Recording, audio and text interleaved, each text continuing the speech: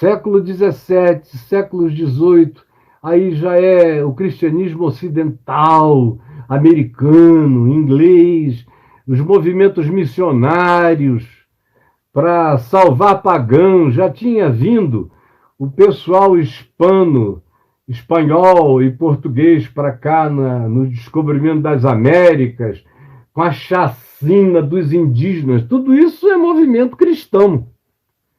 É a cruz e a espada, de um lado e do outro, em nome de Jesus, para matar os astecas, porque faziam sacrifícios humanos. Então os cristãos, para santificarem o terreno em nome de Jesus, mataram todos os astecas, como um sacrifício a Deus, limpando o chão, porque eles matavam um aqui e outro ali, nos seus dias de festas. Eles resolveram matar logo milhares e milhões, porque em nome de Jesus não há pecado nisso. Fizeram isso em toda a América Latina, destruíram as populações indígenas todas, da América Latina, da América do Sul. Foi um morticínio, como poucas vezes houve. Enquanto isso, nos Estados Unidos, os cristãos americanos estavam liquidando todas as etnias indígenas em nome de Jesus. Aí vem o meu filho na fé, ou alguns deles, que parece que esqueceram tudo que aprenderam comigo e me diz, e eu fiquei ouvindo ele falar com uma convicção. Minha gente, com autoridade, a igreja está como está, porque os cristãos de hoje não conhecem nada do cristianismo. E ele é assertivo assim.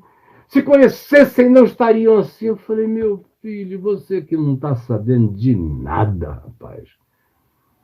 Não leu nem a história do cristianismo com um olho só, leu de olho fechado. Estava em braille e você não sabe ler braille, você não vê que foi uma calamidade só até o dia de hoje. Aí você que está me assistindo aqui, não viu a gente chegar no século XIX, mas está mais perto. Aí começam a surgir os movimentos de avivamento do século XVIII para o século XIX. Aí o fanatismo dos movimentos de avivamento foi se transformando na regra, na prática de piedade cristã. Não haveria piedade cristã sem aquele tipo de fanatismo puritano dos avivalistas, do sofrimento, das renúncias, do não beba isso, não coma aquilo, não transe no domingo, não beije o peito da sua mulher, não faça sexo oral, não deixe ela tocar em você, transe, se possível, só para reproduzir. Se não der, vá lá, mas é papai e mamãe, e tal, e tal, e tal. Isso chegou a ser prática de costume ensinado em seminários. E os caras iam servir a Deus assim, sabendo até como enfiar. E aonde era pecado e aonde não era. E perseguia quem fazia diferente. E aí a gente tem o século XIX, aquele século de tristeza cristã, e inicia-se o século XX com a presunção de que era o último século da história e que, portanto, os cristãos iriam evangelizar o mundo inteiro no século XX. E eu sou filho desse século e desse movimento.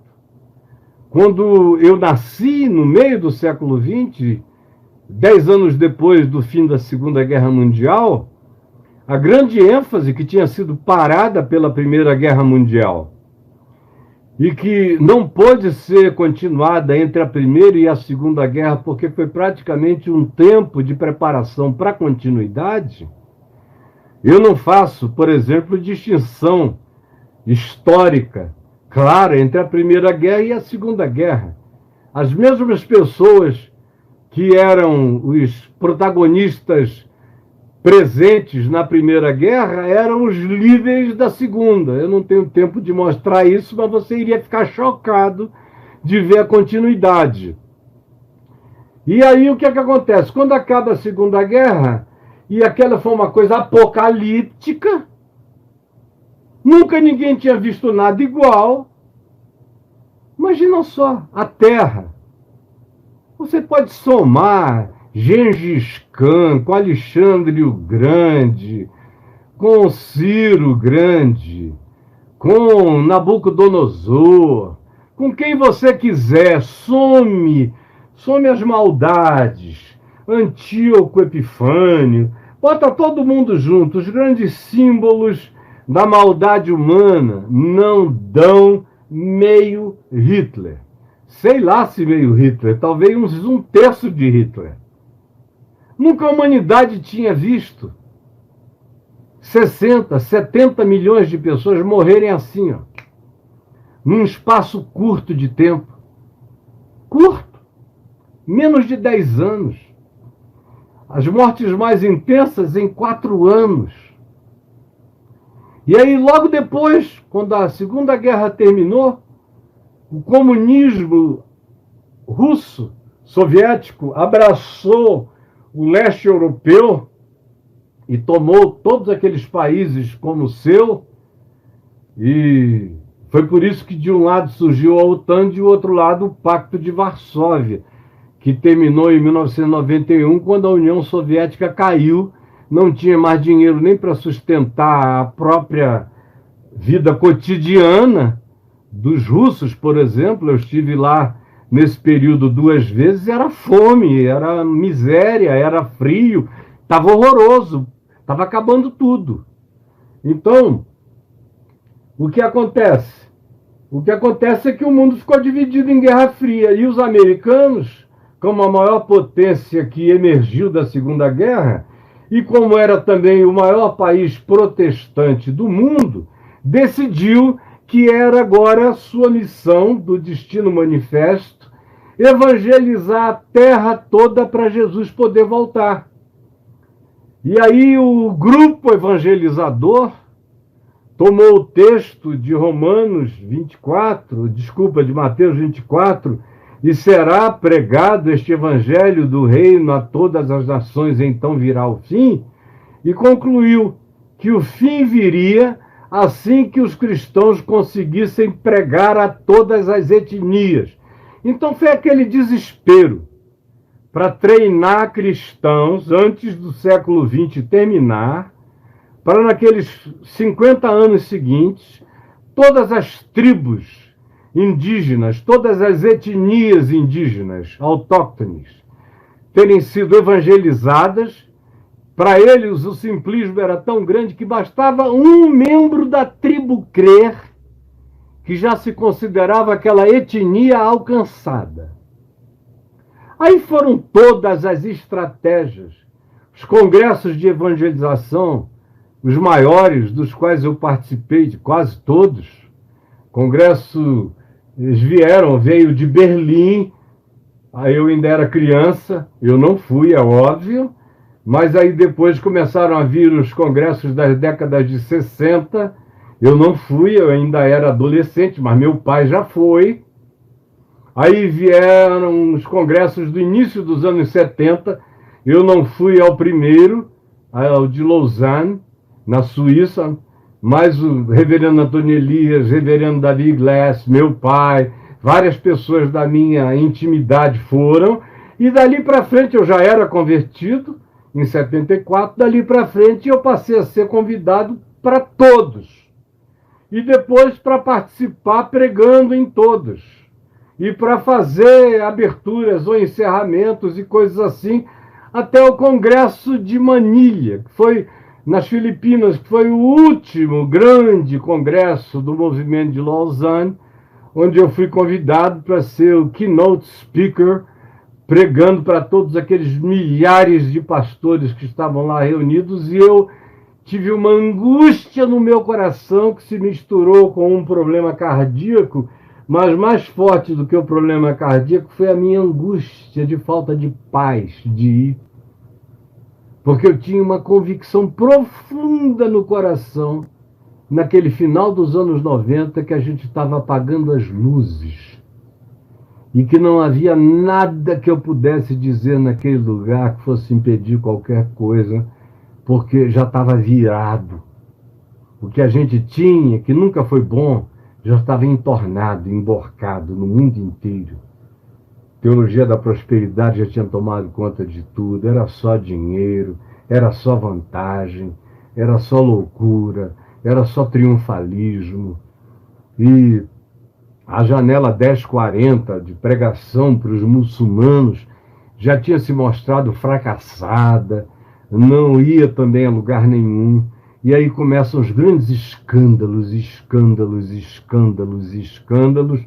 e a gente entra no ano 2000 andando para trás e vendo os obscurantismos dos primeiros séculos, do quarto século, da Idade das Trevas, dos obscurantismos pós-século XVI, da Reforma Protestante, do catolicismo e dos fanatismos puritanos, tudo isso junto, num pacote só, que é o que a gente tem hoje, um grande pacotaço de mentiras de todos os lados. Aí vem o meu filho na fé, que ficou comigo 20 anos, todo dia, e me diz: a igreja só está assim porque os evangélicos não conhecem a história do cristianismo, senão seria diferente, aprenderiam como poderia ser diferente. E eu me perguntando: onde, filho? Isso coube na vida de pessoas. Pessoas, sim. Eu conheço milhares de pessoas que viveram a fé. Viveram a fé. Não fossem essas milhares de pessoas, Nietzsche teria a razão absoluta quando ele disse que o único cristão que ele conheceu foi Jesus. E é uma frase ótima, como quase todas as frases de Nietzsche. Até aquelas com as quais eu não concordo, eu acho ótimas como frases. O único cristão que eu conheci foi Jesus. Nietzsche disse: o cristianismo, se é que houve algum, terminou quando Jesus morreu e não ressuscitou. Acabou ali. O resto foi falácia. E é óbvio que eu não creio nele. Jesus ressuscitou.